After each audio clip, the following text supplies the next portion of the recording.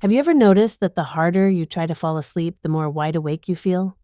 Or how the moment you stop trying to find your lost keys, they suddenly appear right in front of you? There's a weird rule in life called the law of reversed effort. It basically says that for some things, the more you struggle, the further away you get from the goal. It's like quicksand. The more you thrash around to get out, the faster you sink. But we're taught the opposite from day one. Grind harder, give 110%, want it more than anyone else.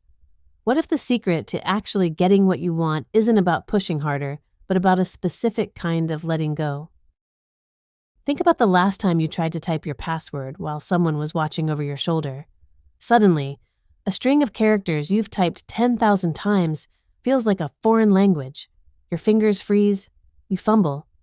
This happens because there is a massive difference between knowing how to do something and thinking about how to do it.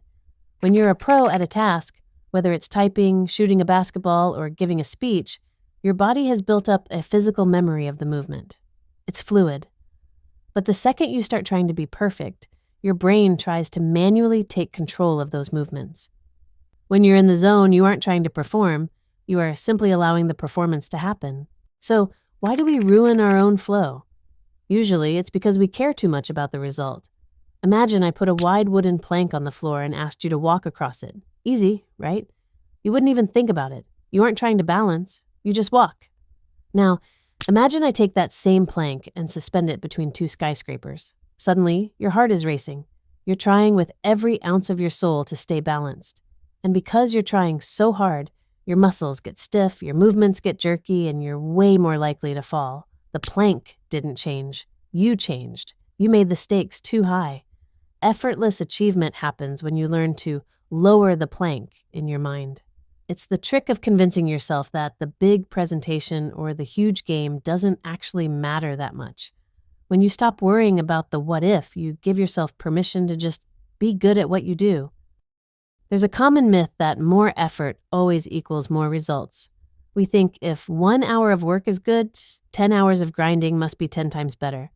But work doesn't actually function like a straight line. It's more like a curve. There's a sweet spot where you're focused and productive, but if you keep pushing past that point, you hit a wall of diminishing returns. You start making mistakes. You get frustrated. You start trying to fix the mistakes, which leads to more mistakes. The most successful people in the world aren't the ones who are constantly exhausted. They're the ones who know when they've hit that peak and have the guts to walk away. They realize that pushing through the burnout isn't hard work. It's just bad strategy. The reality is that force is usually a sign of a bad strategy.